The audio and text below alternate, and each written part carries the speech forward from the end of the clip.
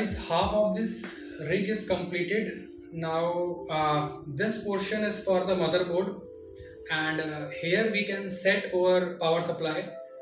We can put 2 or 3 power supply continuously back to back here, and here is a place for motherboard.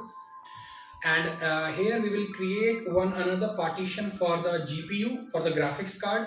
Actually, I'm preparing this rig for RTX 3090, and weight of the 3090 is very heavy weight, around 1.36 kg, and I'll put around 6 graphics card over here.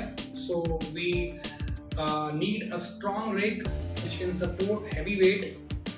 So here we are going to prepare one more area for the GPUs.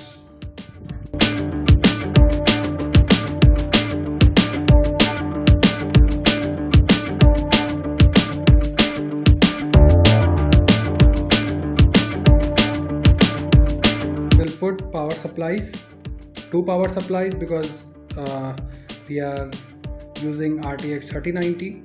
One power supply in this area, second one is there. This area is for the motherboard. In a half portion for motherboard will come, and rest area will be empty for the air ventilation.